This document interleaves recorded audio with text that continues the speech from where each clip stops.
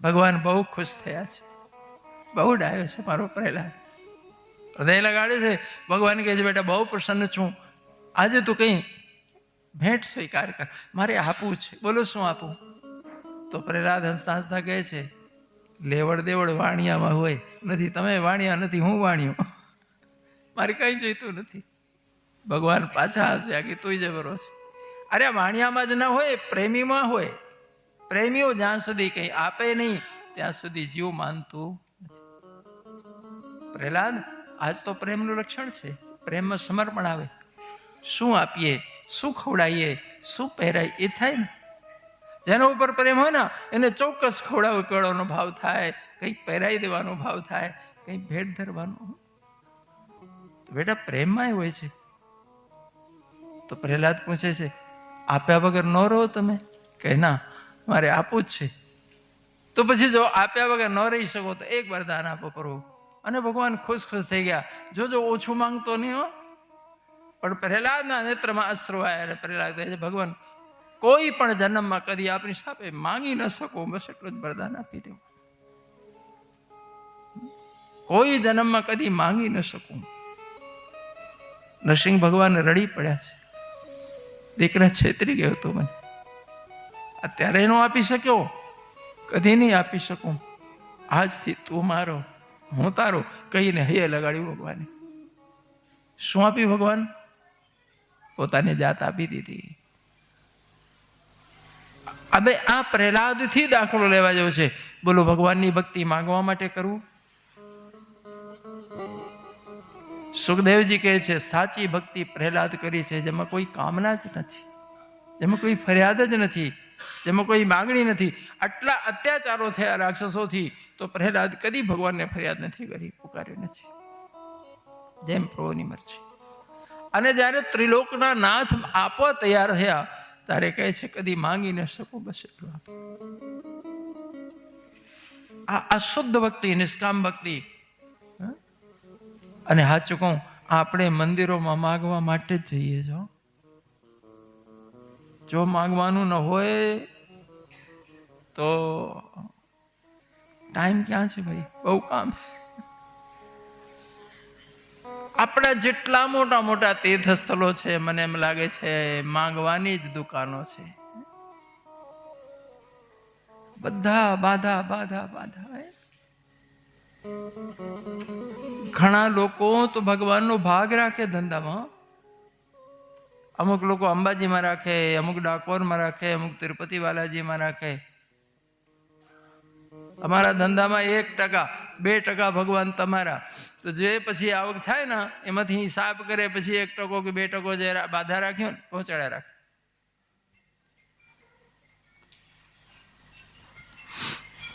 મેં કીધું ભગવાન જો ભૂલી ચૂકે વ્યાપારી પાસે આવે ને તો વ્યાપારી બનાવીને જ છોડે.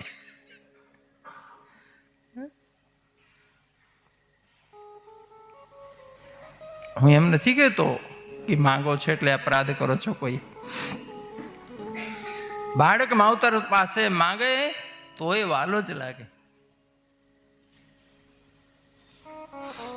પણ ના માંગે ના તો મા બાપ બધા કેર કરે, બધા ચિંતા કરે કે બોલતો જ નથી, આ નહીં કહે. આપણે ધ્યાન રાખવું પડે. રોજ માંગ માંગ કરે, રોજ રોજ ખોપડી ખાઈ જાય તો કંટાળો આવે કે નહીં? આમ બાળક માંગે તોય સારું લાગે, ન માંગે તોય સારું લાગે, પણ ના માંગે ને તો બધા ચિંતા રહે, તો અતિશય વાલો લાગે કે કોઈ ફરિયાદ નથી. પણ લોકો શું તર્ક આપે છે કે રોયા વગર તો માય ધવરાવતી નથી. ભગવાન પાસે માંગવું તો પડે ને. કઈ માં મનુષ્ય છે, એ કામમાં પરોઈ જાય તો ભૂલી જાય, થોડું ટાઈમ ટેબલ બદલાઈ જાય. છોકરો રોય એટલે યાદ આવે, અરે ભૂખ્યો થાય બચારા.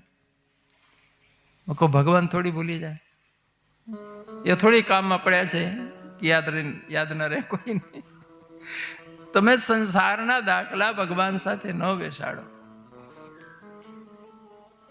મને એક વાર્તા યાદ આવી. એક રાજા પરદેશ ફરવા ગયેલો, પાછા આવવાના થયા એટલે યાદ આવ્યું કે મારા મહેલમાં આટલા બધા કર્મચારીઓ છે, મારી મહારાણીઓ છે, પ્રધાનો છે, બધા માટે કંઈક લઈ જવું ને આમ ગમતી વસ્તુ. એક નોકરને મોકલ્યું કે જા તું બધાને મળીને બધાની ચિઠ્ઠીઓ લઈ આવ, દરેકની ગમતી વસ્તુ લઈ જવી છે. ખુશ થાય ને બચારા. સેવક આવ્યો મહેલમાં, પ્રધાનોને મળ્યો, નોકરોને મળ્યો, મહારાણીઓને મળ્યો અને કે અંદાતા પાછા આવવાના છે અને ખાસ સંભાળ્યું છે બધાને. તે જે ગમતી વસ્તુ હોય તમારી પ્રિય ચિઠ્ઠીમાં લખી આપો. બધા ખુશ થયા કે આપણે દરેકની ગમતી વસ્તુ લાવવાના. ખરેખર રાજા બધાની એક એક વસ્તુ કાળજીપૂર્વક લઈને આવ્યા. પણ રાજાને 10 રાણીઓ હતી. એમાં એક સૌથી નાની હતી, હાદી ભોળી. એ રાણીમાં ગણાતી જ નહીં. મોટી રાણીઓને કામ ચીંધ્યા રાખે. રાજા બધાને બધી વસ્તુ આવીને આપ્યું, બધા ખુશ થયા. પણ એક ફેરફાર થયું. જે મોટી રાણી હતી, જે પાસ રહેતી, મેં દૂર હટસે લીધી હતી, અને સૌથી નાની હતી ને ગણતી નથી, એને પટરાણી બનાવીને સિંહાસન બાજુ બેહાડી. તો પહેલી રાણીઓનું મોઢું ચડી ગયું કે આને કઈ સમજણ પડતી નથી, આ વકલ વગર એને તમે મોટી બનાવી એને ફરિયાદ નહીં, અમને દૂર કેમ કરી દીધી.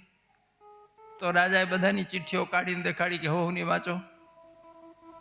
કોઈએ લખ્યું હતું બનારસી સાડી ઘરચોળો, કોઈએ કસ્તુરી ને કોઈ કેસર ને કોઈએ પેલી જ્વેલરી.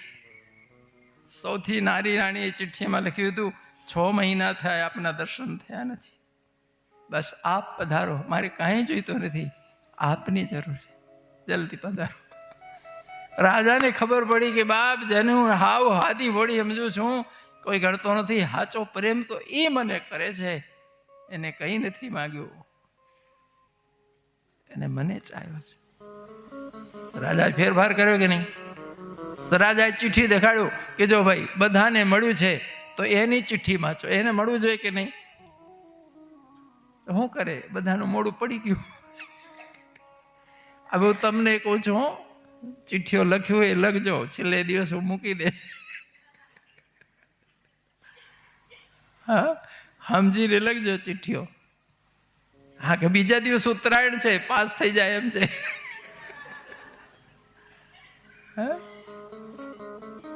શું માંગવું ભગવાન પાસે? વસ્તુઓ માંગવી નહીં, પ્રભુને જ માંગી લ્યો, તું જ મારો થા બસ.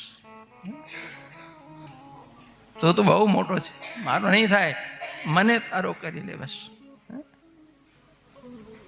આનું નામ ભક્તિ.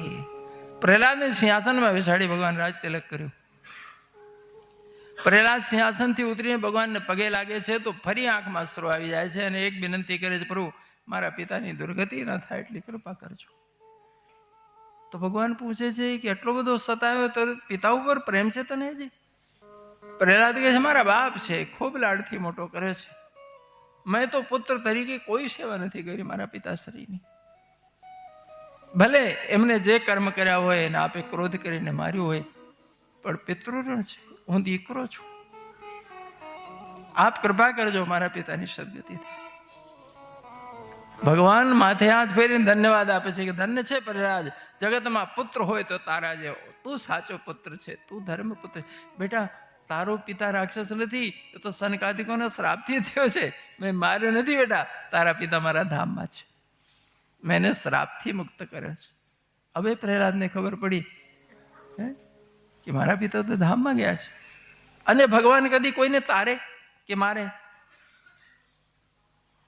નહીં, તારે. કોઈ ગમે એટલું મોટું રાક્ષસ રહ્યું હશે, પણ જ્યારે ભગવાનની સન્મુખે ભગવાને માર્યા, તરત જ એને પોતાનું ધામ આપ્યું. ઘણી વાર આપણને થાય કે ઋષિઓ મુનિઓને 100 જન્મ લાગી જાય છે અને આ રાક્ષસોને ફટાફટ ધામમાં લઈ જાય. પણ ભાઈ ભગવત દર્શનની મહિમા એ છે, સન્મુખ હોય જીવ મોહી જબહી, જન્મ કોટી અઘનાસહી તબહી. જ્યાં ભગવત સાક્ષાત્કાર થયું, કરોડો જન્મના પાપ અગ્નિમાં કોઈ ચીજ નાખ્યા પછી બચે ખરી? અરે ગીતામાં ભગવાને કે આ અગ્નિ દગ્ધ કર્માણમ, આમ કર્મ ભોગ્યા સિવાય છૂટકો નથી હોતો. પણ જ્યારે કોઈની જ્ઞાનની અગ્નિ પ્રજ્વલિત થાય છે ત્યારે એના પ્રારબ્ધ, ક્રિયમાણ અને સંચિત ત્રણેય પ્રકારના કર્મો દગ્ધ થઈ જાય છે. એ વ્યક્તિ બિલકુલ ઝીરો થઈ જાય. પણ જ્ઞાનની જ્વાલા ઉઠવી જોઈએ અંદર. જ્ઞાન એક એવી અગ્નિ છે કે તમારા બધા કર્મોને ભસ્મ કરી શકે છે.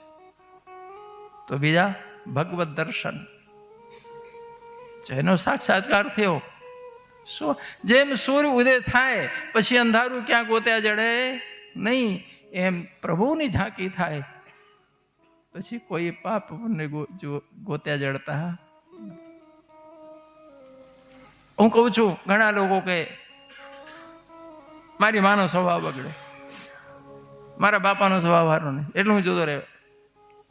હું પૂછું છું, હિરણ્યકશ્યપ જેવું ખરું કોઈ? તો ભાઈ છોકરા એમ કેવું જોઈએ કે મારા બાપાનો સ્વભાવ સારો નથી, મારી માનો સ્વભાવ બગડ્યો છે. હું ધિક્કારું છું આ છોકરાઓને. હકીકતમાં છોકરાઓ જોવાનીમાં ગમે એટલી ભૂલ કરી હોય, મા બાપ હંતાડે હો, છોકરા બદનામ થઈ જશે, નામ ખરાબ થઈ જશે. મા બાપ કદી બહાર જગતમાં સમાજમાં પોતાના છોકરા દુર્ગુણ નથી બોલતા, ના બોલે. બોલે તો છોકરાઓ પરણ્યા પછી જેમ બોલે મારો માનો સ્વભાવ બગડ્યો છે, મારા બાપાનો સ્વભાવ સારો નથી, એ કઈ બુદ્ધિમત્તા છે ભાઈ? અલ્યા તું કમાતો થયો ને પરણી ગયો એટલે સ્વભાવ બગડ્યો. આ સ્વભાવે જ તને ઉછેર્યા છે, આ સ્વભાવે તને હૈયે લગાડ્યો છે, આ સ્વભાવે તારા દુઃખમાં રોઈ છે, આ સ્વભાવ તારા સુખમાં નાચી હશે. આ સ્વભાવને લીધે તો ઓળો મોટો થઈને પરણી ગયો છે. આપણું માવતર ગાંડું ખેલું ગમે તે હોય ને, એને મોટું કર્યું છે, એને મજૂરી કરી છે, એના આંખમાં અશ્રુ હતા મારા માટે, હજી રહેશે એવું કહેવાય. હું કહું છું કે વૃદ્ધાવસ્થામાં કદાચ થોડું સ્વભાવ ફેરફાર થાય, સ્મૃતિ ગડબડ થાય, દરેક અંગ નબળા પડે, આંખે નબળી પડે, કાને નબળા પડે, કંઈક બોલો ને કંઈક સાંભળે, યાદ શક્તિ ડામાડોલ થઈ જાય, હાથ પગ ધ્રુજવા માંડે, પછી કહેવાનું આવા છે ને તેવા છે. એટલે અમે માટીના લોંદા હતા, હાચવીની ઘડીને મોટા કર્યા. સંતાનને ખબર ના પડે કે માવતર એટલે શું ને અમે એટલે શું. કાલે તમે પણ આ જ દશામાં આવશો, કાલે તમારા જોવે છે, જે તમારા જોવે છે ને એ કાલે તમારા ઉપર આવશે. આજે તમને જો તમારું સંતાન જોશે, મા બાપનું આદર, મા બાપની પૂજા, તમારું સંતાન કાલે એ રીતે તમને હાચવશે. એટલે આ જે આદર્શો છે એ ભૂલી જવા જેવું નથી. એક એક વાર્તા જે છે ચોક્કસ અમારા જીવનના કોઈ ને કોઈ એંગલને સ્પર્શ કરે છે. 7મા સ્કંદમાં ધર્મનું નિરૂપણ 8 અધ્યાયોમાં છે. નારદ અને યુધિષ્ઠિર સંવાદ છે. મેં થોડી ચર્ચા કરી હતી ધર્મની બીજા દિવસે. મૂળ 4 સ્તંભ છે, સત્ય, તપ, શૌચ અને દયા. પણ પછી ધર્મની બીજી વાત આવે છે વર્ણ ધર્મમાં. ચાતુર્વર્ણમય અસૃષ્ટમ ગુણ કર્મ વિભાગ છે. સરેરાશ મનુષ્યને 4 ભાગમાં વહેંચી શકાય છે. જ્ઞાન પ્રિય વર્ગ એટલે બ્રાહ્મણ, શૌર્ય અને વૈભવ પ્રિય વર્ગ એટલે ક્ષત્રિય, ધન અને વિકાસ પ્રિય વ્યક્તિ વૈશ્ય, અને સેવા પ્રિય લોકો શૂદ્ર. વૈદિક કાળની ભાષામાં શૂદ્ર શબ્દ જે વપરાયો છે સેવક માટે વપરાયો છે. તમે શૂદ્ર કહો કે સર્વિસમેન કહો, એક જ અર્થ થાય છે. અત્યારના નેતાઓએ શબ્દના અર્થને ગંદુ કરી નાખ્યું છે, ગમે તેવા બફાટ કરી કરીને, બકવાસ કરી કરીને. પણ વેદ કાળમાં ઊંચા નીચાના હિસાબે નહીં, ગુણ કર્મ વિભાગ ગુણ કર્મનો સ્વભાવ પ્રમાણે શબ્દો વાપર્યા છે. છૂઆછૂત માટે નહીં, ઊંચ નીચ માટે નહીં. અરે દાખલો કોઈ આપે છે, બ્રાહ્મણો મુખમાં સીદ બાહુ રાજન નય કરતે ઉરુ તસદ બેસે પદભાંગ શૂદ્રો જાય. ભગવાનના આખા વિગ્રહમાં તમે જો તો બ્રાહ્મણ મુખ છે, ક્ષત્રિય ભુજા છે, વૈશ્ય ઉરુ પ્રદેશ છે, અને શૂદ્ર ભગવાનના ચરણ છે. હવે હું તમને પૂછું છું કે તમારા આખા શરીરમાં કયા અંગ ઊંચ ને કયા નીચ? કોની સાથે ધૃણા કરી શકો છો તમે? કરો છો? એક પણ અંગ ધૃણા કરવા જેવું ખરું નહીં ને? તો સમાજનો અંગ ધૃણા કરવા જેવું કેવું? બીજી વાત પૂછું છું, બંધન ક્યાં થાય છે? ચરણમાં કે માથામાં?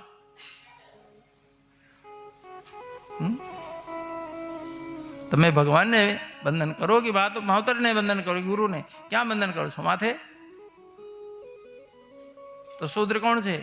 ભગવત ચરણારવિંદ છે. ચરણામૃત લેવાય કે મુખામૃત? મોડું ધોઈને કોઈ પીધું સાંભળી દીધું? ચરણ ધોઈને પીધું.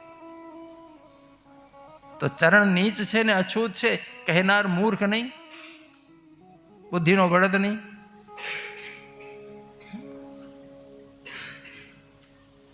આપ કલ્પના કરો અમે કેટલા બરબાદ થઈ ગયા છે ગુલામી કાળમાં.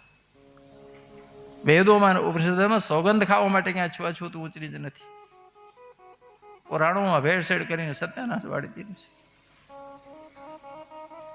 ચોક્કસ સહુની ડ્યુટી બરાબર બજાવે છે. સહુ ન કર. હું કહું છું સૌથી પહેલા કોઈ શૂદ્ર હોય તો મારી જનેતા છે. અને ઉઠતા બે સૌથી પહેલા અમે શૂદ્રનું જ કર્મ કરીએ છીએ. પહેલા શૂદ્રનું કર્મ ના કરો તો દાડો કેવો જાય?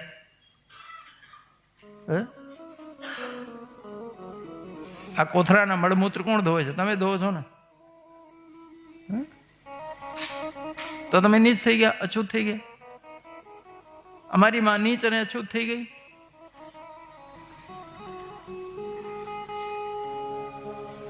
આ કેવી વ્યાખ્યા? હું ચોક્કસ કહું છું કે છૂઆછૂત અનિવાર્ય છે. ક્યાં? આ કોરોનામાં બધા છૂઆછૂત માની હતી કે નહીં? સગો બાપ દીકરાનું મોઢું નથી જોયું, સગા દીકરાએ બાપને થાળી નથી પીરી. અને મને આશ્ચર્ય થયું, પત્ની થાળી પીરસીને વાહણો રહીને ખહેડતી હતી પતિની સામે. આ દ્રશ્ય મેં જોયું છે. ધ્રાસકો લાગે બાપ. જે ગઈકાલ સુધી પ્રેમ કરતા હતા કે એકબીજા વગર કેમ જીવશું, એવી બીક લાગી કોરોનાની, એવી બૂમાબૂમ થઈ, દૂર રહો દૂર રહો. પોઝિટિવ રિપોર્ટ આવ્યું. થાળી પીરસીને પત્ની લાંબી લાકડી લાવી અને થાળી. સાચું બોલજો, આવી રીતે કૂતરાને ખહેડાય કે ધડીને? છૂઆછૂત કરવી પડી કે નહીં? પૂજા પાઠમાં બેઠા હો તો સગા દીકરા કે સગા માવતર હોય તો એ કહેવું પડે કે મને અડતા નહીં, હું પૂજામાં છું, તમે હજી નાયા નથી. કહેવાય કે નહીં? જ્યાં ચેપનો સવાલ હોય ત્યાં ચોક્કસ છૂઆછૂત હોવી જોઈએ. જ્યાં પવિત્રતાનો સવાલ હોય ચોક્કસ છૂઆછૂત હોવી જોઈએ. પણ ખાસ જાતિ માટે, ખાસ વર્ગ માટે ન હોવું જોઈએ. દુનિયામાં દરેક માનવીને સમાન પ્રિય લાગે છે, આદર પ્રિય લાગે છે. આપણને કોઈ નીચ કહી ધૂતકારી કાઢે, અપમાનિત કરે, તમે ખુશ છો? તમે જીવતા જાતા વ્યક્તિઓને સદીઓથી એને હૈયા બાળ્યા છો, એનું અંતર દુભાયા છો, શું પુણ્ય કર્મ છે? જો તમે કૂતરા બિલાડાને પુચકારતા હો, પ્રેમ કરી શકતા હો બાપ, તો માનવી તમારાથી અપમાનિત થાય. વાંચો મહાભારત. મહાભારતમાં લખ્યું છે, કૂતરા જે ઘરમાં પ્રવેશ કરે એ ઘરમાં પિતરો કદી તર્પણ નથી લેતા, દેવતાઓ કદી પૂજા કે હોમ સ્વીકાર નથી કરતા. કૂતરું દરવાજામાં જ સારું. ચોક્કસ કૂતરા માટે છેલ્લી રોટી રાખજો, ખાઈ જતા નહીં, પાપ લાગે છે. બલિ વૈષ્ણદેવોમાં અનિવાર્ય છે, પહેલો ગ્રાસ ગાયનો અને છેલ્લો રોટલો કૂતરાનો કાઢવો આજ્ઞા છે. આશરે પડેલો જીવ છે, આખી રાત એ પહેરો ભરે છે. પડગાય શુદ્ધ સાત્વિક પ્રાણી છે, પહેલો એકદમ પ્યોર તામસી પ્રાણી છે. કૂતરું જે ઘરમાં અંદર પ્રવેશ કરે, આંગણામાં કે રસોડામાં જાય, એના ઘરમાં કદી કોઈ દેવ કે પિતૃઓ કોઈ પૂજા કે તર્પણ ગ્રહણ કરતા નથી. એમ વર્ણ ધર્મ, પછી આશ્રમ ધર્મ, જીવનના 4 ભાગ કર્યા: બ્રહ્મચર્ય, ગૃહસ્થ, વાનપ્રસ્થ અને સંન્યાસ. રૂપિયાનો વહીવટ કરતા બધાને આવડે છે, જીવનનો વહીવટ આવડે છે? આશ્રમ ધર્મ એટલે પોતાની લાઈફનું વહીવટ કરવું, મેનેજમેન્ટ કરવું, ચતુર્થ પુરુષાર્થ સિદ્ધ કરવા. ધર્મ, અર્થ, કામ અને મોક્ષ, આ ધર્મની વ્યાખ્યાઓ. તે પછી વ્યક્તિગત પર્સનલ ધર્મ આવે છે. પર્સનલ કર્તવ્યને પરશનો ધર્મ કહેવાય. પિતૃધર્મ, પુત્ર ધર્મ, ભ્રાતૃ ધર્મ, માતૃ ધર્મ, સ્વામી ધર્મ, સેવક ધર્મ, મિત્ર ધર્મ, રાજધર્મ, દેશ ધર્મ, કાળ ધર્મ, આપદ ધર્મ, અન્ય ધર્મ કહેવાય. દરેક વ્યક્તિ કયા સ્થાને છે એને ખબર હોય છે. હું બાપ છું તો બાપના કર્તવ્યોની એ વ્યક્તિ ધાર્મિક છે.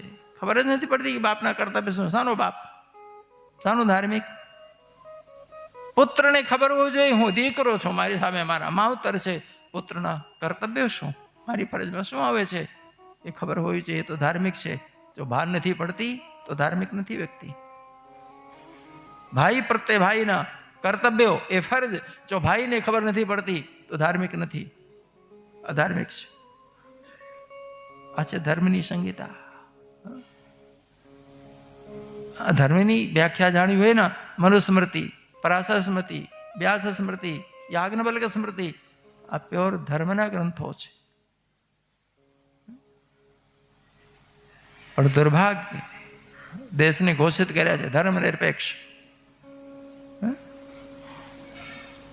જે લોકોને સ્નાન સૂતકનો એ સંબંધ નથી ધર્મનો, બાપ દાદાએ ધર્મનો કક્કો નથી વાંચ્યો, એ લોકો ધર્મના ભાષણો કરવા નીકળી પડે છે અને કઈ ધર્મની જરૂર નથી.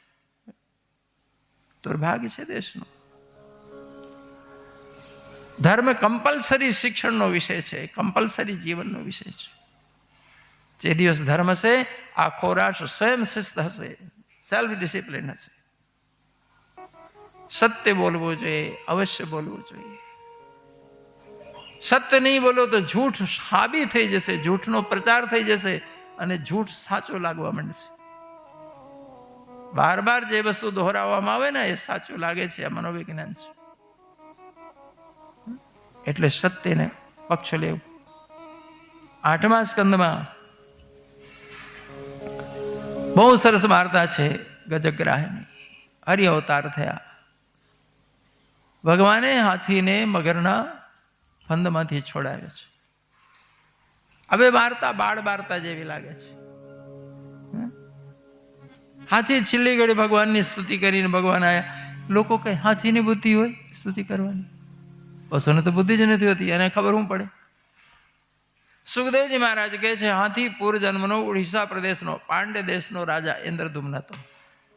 પૂર્વજન્મની એની ભક્તિ, પૂર્વજન્મના એના દાન પુણ્ય સત્કર્મ એ બીજા જન્મમાં હાથીના દેહમાં કામ લાગ્યા છે. કરેલું કોઈ દી ફોગડ જતું નથી. નહીં કલ્યાણ કરત કશ્ચિત દુર્ગતિમ તાત ગચ્છતિ. કલ્યાણ માર્ગે ચાલેલો વ્યક્તિ કદી દુર્ગતિને પ્રાપ્ત થતો નથી. ગમે તે યોનિમાં હોય એનો પુણ્ય, એની સાધના એ વખતે ખરા ટાઈમે કામ લાગે છે. તમે એક સજ્જનની સેવા કરી હોય અને તમે વિપત્તિમાં ફસાવો તો માનો સજ્જન પુરુષ એમને જોઈ રહેશે? નહીં જોઈ રહે. તો મારો દુનિયાનો બાપ, તમે એવો માતા, એની ચાકરી કરી હોય વિપત્તિમાં શું જોઈ રહેશે? ભલે ગરીબ માણસ હોય તોય પણ સજ્જન માણસ કોઈની સેવા ભૂલતો નથી. એટલે સુખદેવ તસ્માત કહીને ઉપાયને મને કૃષ્ણ મને બેસે. કોઈ પણ ઉપાય કરીને એક ઘડી આધી મેં પુનિયાદ, મને એટલું કરજો ભાઈ, કરતા રહેવું. આજીવિકા અને જરૂરતો જિંદગી ભર રહેવાની, સદાથી હતી ભવિષ્યમાં રહેશે. પણ સાથે સાથે એવું કંઈ કરતા જઈએ કે જે સાથે આવે છે એ થોડું ભેગું થાય, જે સાથે નથી આવતું એમાં જ જીવન ન ખપાવું. નહીં તો ઘણાનું એમાં જ જીવન ખલાસ થઈ જાય છે, જે સાથે આવતું નથી. છેલ્લી ઘડીએ જ્યારે એને મગર પાણીમાં ખેંચી જાય છે, 1 વર્ષથી ખેંચમતાણ ચાલતી, હાથીઓ લાઈને ખવડાવતા હતા, બહાર કાઢવા પ્રયાસ કરતા, પણ મગરનો જોર પાણીમાં વધારે હોય. દિવસે દિવસે હાથી દુબળો થયેલો. ધીમે ધીમે બધા હાથીઓ કુટુંબીઓ છોડીને જતા રહ્યા. મગરે ખેંચ્યો અને ગળા સુધી ડૂબી ગયો હાથી. ત્યાં એને થયું કે હવે નહીં બચો. કાંઠે ઉભેલા મારા સ્વજનોનો મોઢો જોઈ લઉં, હવે તો હું ડૂબું છું. પણ કાંઠે કોઈ હતું જ નહીં. રડ્યું આવ્યું, ખૂબ રડ્યો. મર્યા પછી તો બધા શમશાનમાં મૂકીને જાય છે, મારા જીવતા મને મૂકી ગયા, મારું કોઈ નથી. મોડું કોણ? જોજો, જ્યારે મૃત્યુ નજીક આવે લોકોને ખબર પડે કે હું નહીં બચું, તો લોકો ભલે કે રામ રામ બોલો, પણ એ વ્યક્તિ પોતાના સૌથી પ્રિય વ્યક્તિ હોય એને સંભાળશે. ફલાણાને બોલાવી દો, મારા દીકરાને બોલાવી દો, મારી દીકરીને બોલાવી દો. કેમ? છેલ્લે મોડું જોઈ લો. તો હાથીને રડવું આવ્યું, મારે મોડું કોનું છું? પછી રડતા રડતા ભગવાન યાદ આવ્યા, અરે રે, હવે મારું કોઈ નથી, ના તું જ મારો છે. નમઃ શાંતાય ઘોરાય ગોળાય ગુણધર્મિની નિર્વિશેષ સામાય નમો જ્ઞાન ઘનાય ચ નમો નમસ્તે ખિલકારણાય નિષ્કારણાય અદ્ભુતકારણાય સર્વાંગ મામનાય મહાર્ણવાય નમો ભોરગાય પરાય. જ્યાં હાથીની પુકાર ભગવાનના કાનમાં પડી અને એકદમ ગરુડ ઉપર દોડ્યા ભગવાન. પણ મગરે ખેંચ્યું, હવે ખાલી સોડ રહી હતી. હાથીની દ્રષ્ટિ તો પડી, પધાર્યા, પણ હવે તું પ્રણામ કરવા લાયક નથી રહ્યો. કમળ પુષ્પ તોડીને ઉછાળે છે, પ્રભુ પુષ્પાંજલિ લેજો. પણ એ ફૂલ પાછો પાણીમાં આવે તે પહેલા ભગવાનનો હાથ પહોંચી ગયો. ભગવાન ગરુડથી કૂદી પડ્યા. એક હાથે સૂંઢ પકડી આખો હાથી ઉચકીને પાણીથી બહાર લાવ્યા, તો મગર એમને પગમાં ચોટેલો આવ્યો બહાર. ભગવાને ચક્રનો પ્રહાર કર્યો, મગર ચીરાઈ ગયો, હાથીનો પગ તો બહાર નીકળ્યો. પણ એ જ ક્ષણ હતી જ્યારે બંનેનું જીવન પૂર્ણ થવાનું હતું. મગરે દેહ છોડ્યું, હાથીએ દેહ છોડ્યું. બંને એક સાથે દેવરૂપે પ્રગટ્યા અને બંને સ્તુતિ કરે છે, ભગવાનની પ્રદક્ષિણા કરે છે. એક સાથે બંને સ્તુતિ કરે. જ્યાં સુધી અજ્ઞાનતા હતી, પશુદેહમાં હતા, ત્યાં સુધી તો એકબીજાને સ્વીકાર. પણ જ્યાં પ્રકાશ થયો પરમાત્માનો, દેહ બંધનમાંથી મુક્ત થયા, અજ્ઞાનમાંથી, કોઈ પારકું નથી, કોઈ દુશ્મન નથી. બંને ભગવાનના ભક્તો છે, સામે ભગવાન છે. તો સુખદેવજી કહે છે, પૂર્વજન્મમાં કરેલું એ હાથીને કામ આવ્યું. કોઈ પણ જન્મમાં કર્યા હશો ને, એ ક્યારેક ખરા સમય કામ લાગે છે. સુખદેવજી કહે છે, ચોક્કસ જેટલો સમય મળે ભગવાનનું સ્મરણ કરતા રહે. કદાચ માનું છું કે 60 વર્ષ સુધી ન મળ્યું હોય, પણ જ્યારે આ સમાજ રિટાયર કરે, સરકાર રિટાયર કરે, છોકરાઓ રિટાયર કરે, પછી તો કરો, પછી બીજું શું કરશું? બીજી વાર્તા આવે છે સમુદ્ર મંથનની. દેવતાઓ અને દૈત્યોના કાયમના ઝઘડા. ભગવાને દેવતાઓને ઉપરના લોક આપ્યા, સ્વર્ગલોક આવે, ઇન્દ્રલોક આપ્યો. દૈત્યોને નીચેના સુતલને પાતાલ આપ્યો કે છેટા રહે તો થોડી શાંતિ રહે. પણ જેનો સ્વભાવ એવો હોય એ શાંત રહે. તો એ દૈત્યો ત્યાંથી નીકળીને સ્વર્ગમાં હુમલો કરે, બાર ને ઇન્દ્રાસન પડાવી લે, સ્વર્ગમાં કબજો કરે, દેવતાઓને હાંકી કાઢે. દેવતા અને દૈત્ય એક જ બાપની સંતાનો. આખી ધરતી માનવી એક જ બાપનો છે ને, બ્રહ્માજીનો છે ને. પણ જો છો દશા, આપણને એમ લાગે છે કે બધા એકના છીએ, નથી લાગતું. દેવતાઓને ખદેડી મૂક્યા હતા સ્વર્ગથી. ભગવાન નારાયણની જેની વિનંતી કરે છે, અમને બચાવો. ભગવાન કહે છે, કાયમ ભીખ માંગો તો ક્યાં સુધી કોઈ દે? પોતે લડતા શીખો, આત્મરક્ષા કરતા શીખો. સદા કોણ આવે રક્ષા કરો તમારું? એકાદ વાર કોક આવે. હવે દેવતાઓ બહુ નબળા હતા, લડે કેમ? ભગવાન કહે, અમૃત છે સમુદ્રમાં, મંથન કરો, અમૃત પીઓ, બળવાન થાઓ અને લડી લો. પણ સમુદ્રમાં થયું, અરે એક ગોળીમાં દહીં નાખીને બલોણા કરવા હાફ ચડી જાય. દરિયાનો બલોણા કરવા, એમાં સુમેર પર્વત નાનકડું રવૈયું હોય તો એ થકવાડી દે છે. તો કે દેવતા દૈત્ય બધા મળીને કરો. દેવતાઓ કહે તો અમારા દુશ્મન છે, અમારો સાથ ના આપે. ભગવાન કે કામ પડે વાકા તો ગધા કો કહો કાકા. તમારી ગરજ હોય તો મિત્રતા કરો, બધા ભેગા મળો. દેવતાઓ કે ભેગા મળીએ, બધું કરીએ, પણ અમૃત નીકળે તો અમને પીવા દે આ બધા. હા, ભગવાન કે ચિંતા ના કરો, અમૃત નીકળશે તો ગમે તેમ કે હું તમને પીવડાવીશ, એ જવાબદારી મારી. ભગવાન જો કહે છે તમે જ પોતે કર્મ કરો, કૃપા તો એકાદ બાર મળે, ઇન કેસ મળે. જગત હંમેશા કોઈની કૃપા, કોઈની દયા, કોઈની ભીખ ઉપર નથી ચાલતું, કર્મ ઉપર ચાલે છે. સ્વયં કર્મ કરવા, સ્વયં પોતાનું પામવું, સ્વયં પોતાનું રક્ષણ કરવું. ઘણા વિદ્વાનો એમ કહે છે કે અમે અવતારની વાર્તા કરી અમે અમારા દેશના લોકોને, નાગરિકોને આળસુ અને કાયર બનાવી દીધા છે કે ભગવાન આવશે, રક્ષણ કરશે, ભગવાનનો અવતાર થશે. ઘણા વિદ્વાનો દોષ દે છે કે ભગવાન રક્ષા કરવા આવશે, બોલવાનું બંધ કરો, દેશ માય કાંગલો થઈ ગયો છે. તો જ પોતે પોતાની રક્ષા કરવા ઉભા થશે. 1000 વર્ષ તો થયા જૂતા ખાતા ખાતા. વાતે સાચી છે. ભગવાન કહે ચલો કરો સમુદ્ર મંથન. હવે એક વાત કહું, દેવતા ને દૈત્ય, બાપ તો એક, માં જુદી જુદી. દિતિના દૈત્યો, અદિતિના દેવતાઓ. પણ દિતિ અદિતિ કોણ છે? સગી બહેનો, દક્ષિણી પુત્રીઓ. માના સંબંધે સગી માસીના છે અને બાપના સંબંધે એક બાપના. તો એ સ્વભાવ કેવા જુદા. આ માયા જો જગતની. અને સ્વભાવનું કારણ છે એમની માતાઓ. દિતિ અહંકારી છે, સ્વાર્થી છે, છળકપટવારી છે, એટલે દૈત્યો એવા છે. દિતિ એકદમ ત્યાગમય છે, સંતોષી છે, શાંત છે, ભક્તિભાવવાળી છે, ઉદાર છે. તો દેવતાઓ કેવા છે? ઉદાર. દેવતાઓ હંમેશા દે છે, લેવાની વાત જ નથી કરતા. હવે દૈવી સંસ્કૃતિ અને રાક્ષસી સંસ્કૃતિ ધરતીમાં પણ હંમેશાથી રહી હતી, આજ પણ છે, ભવિષ્યમાં રહેશે.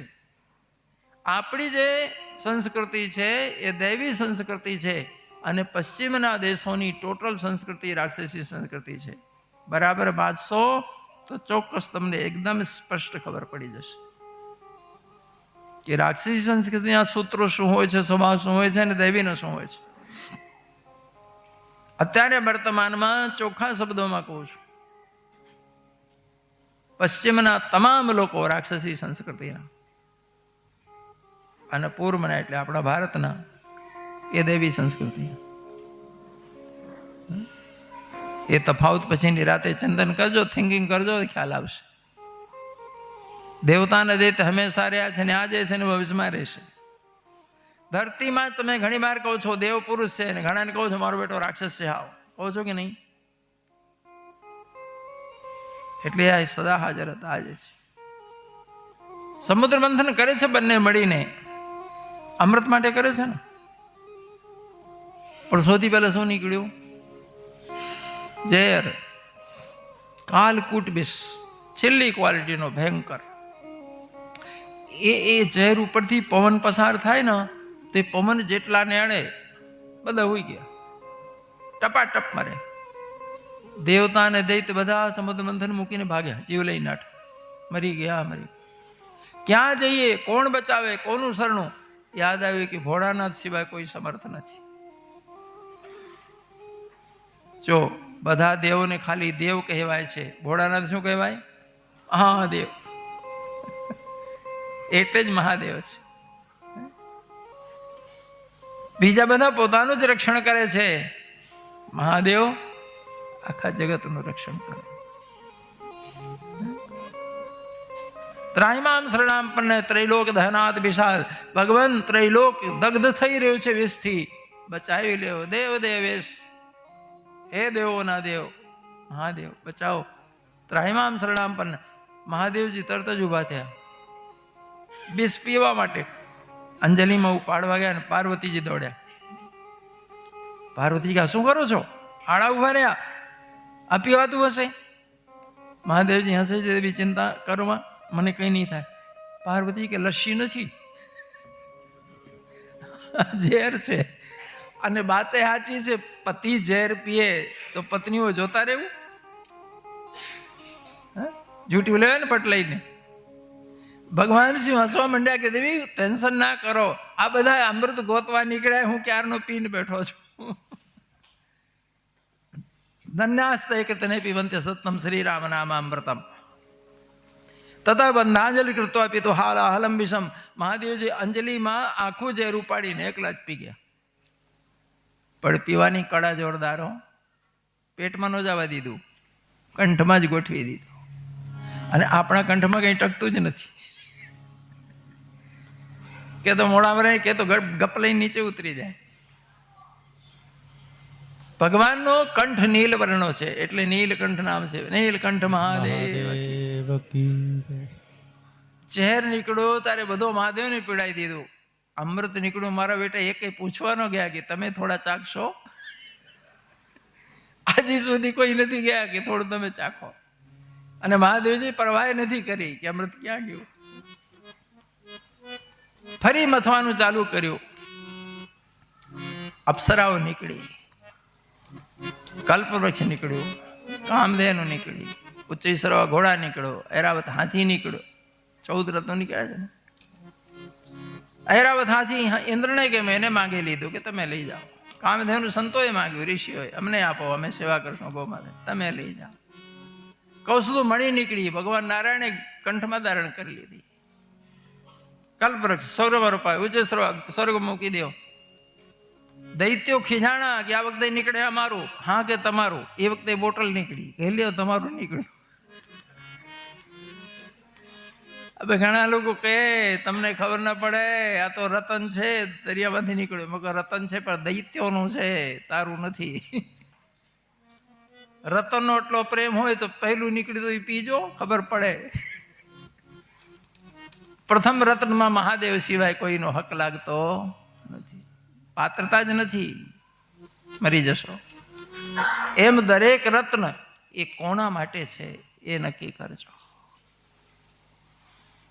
મત્તા મત્તા જ્યારે લક્ષ્મીજી પ્રગટ થયા, બધા બૂમાબૂમ કરે, મારી મારી મારી. ભગવાન કે ઉભા રહો, પૂછો કોની.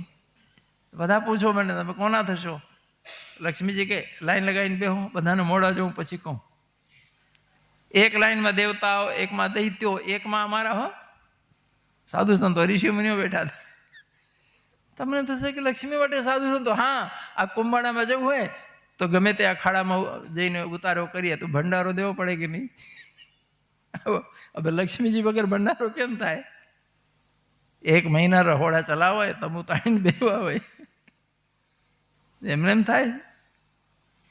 લક્ષ્મી વગર જીવન વ્યવહાર કોઈનું ચાલતું નથી. લક્ષ્મી મન બગામને, લક્ષ્મી જોઈએ ને એવી જોઈએ કે હંમેશા કૃપા કરે. આજે આવીને કાલે જતી રહે એવી માતા નથી જોઈતી. સદલક્ષ્મી જોઈએ છે, અસદલક્ષ્મી નહીં.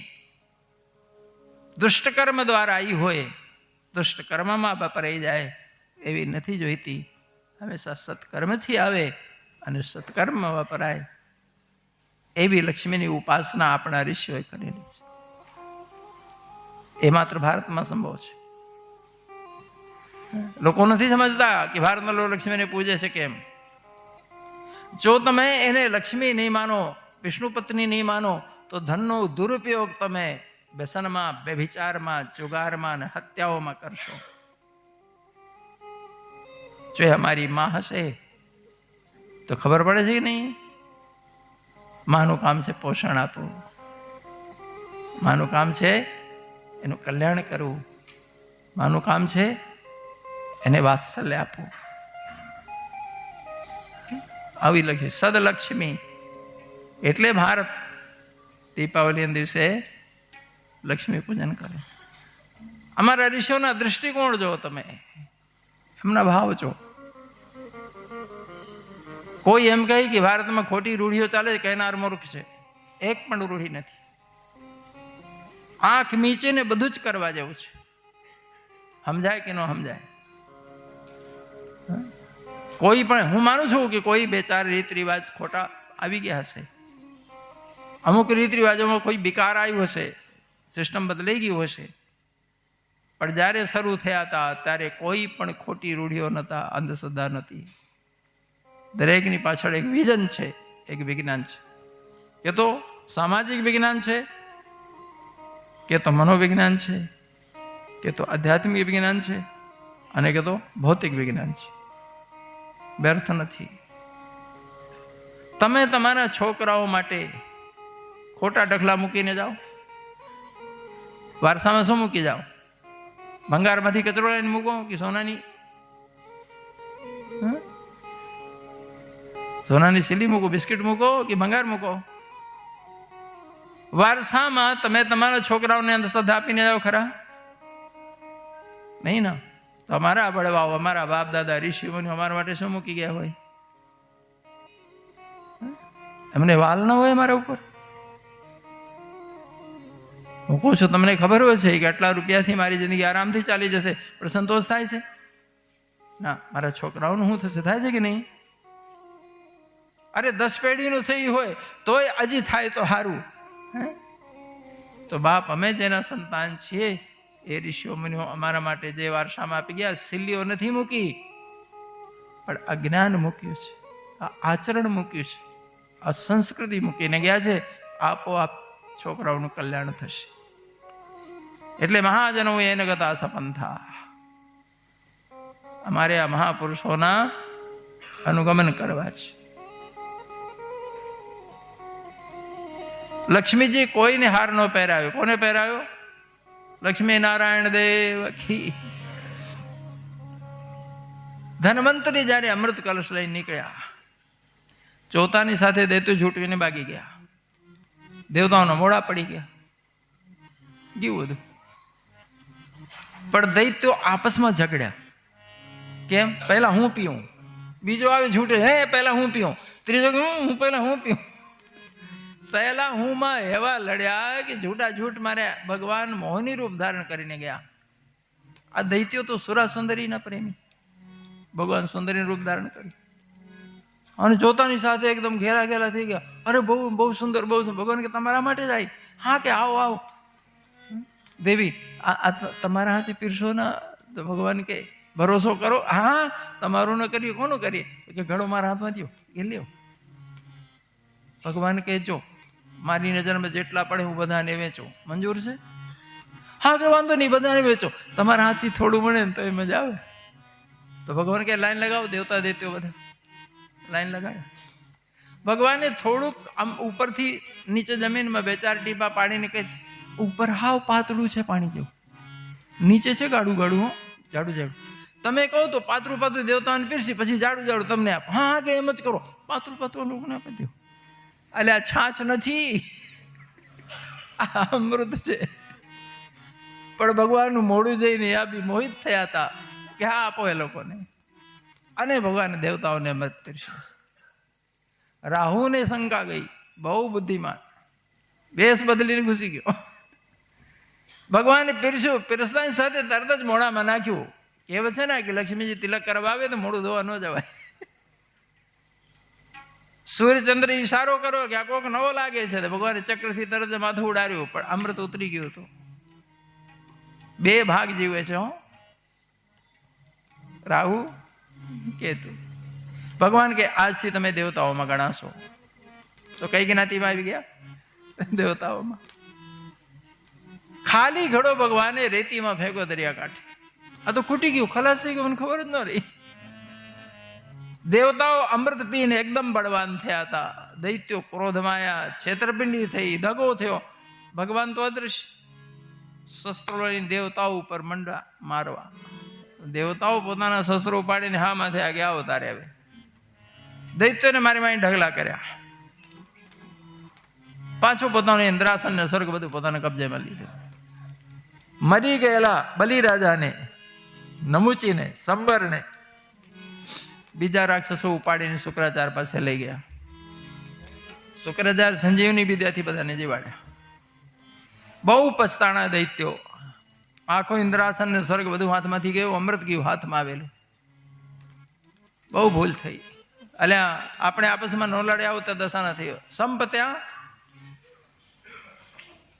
ગમે ત્યાં સંપ હશે ત્યાં તાકાત હશે. એક સિંહ પણ જે આખી બસ્તી જંગલની હોય ને બધાને બીવરાવતો હોય. સિંહ દહાડે એટલે બધા પ્રાણીઓ ભાગે, પણ આજુબાજુ મધુપૂડો હોય ને તો સિંહ પૂંછડી દબાઈને ભાગે. હવે માખ તો હળી હળી હોય ને, પણ સંપ કેવડો, સંપ શીખવું હોય તો મધમાખ પાસે. અરે મોટી સેના હોય 1000-2000 ની, પણ મધપુડાને ન સંચેડાવો, કારણ કે આખું કટક એક સાથે તૂટી પડે. ભલે નાનકડો જીવ છે પણ સંપેલું છે. આપણે આટલા બુદ્ધિમાન છીએ બાપ. ઘણી વાર દુઃખ થાય છે કે શું થઈ ગયું છે ભારત વર્ષને, કોની નજર લાગી છે. પનોતી પણ હંમેશા 7.5 વર્ષમાં ઉતરી જાય છે. આપણા 1000 વર્ષ થયા હજી ઉતરતી, ક્યારે ઉતરશે? ભગવાને અમૃત પીવડાયા પણ દૈત્યો પછતાણા. પોતાનું તન મન ધન ગુરુને અર્પણ કરી એવી સેવા કરી, શુક્રાચાર્ય એકદમ ખુશ થયા.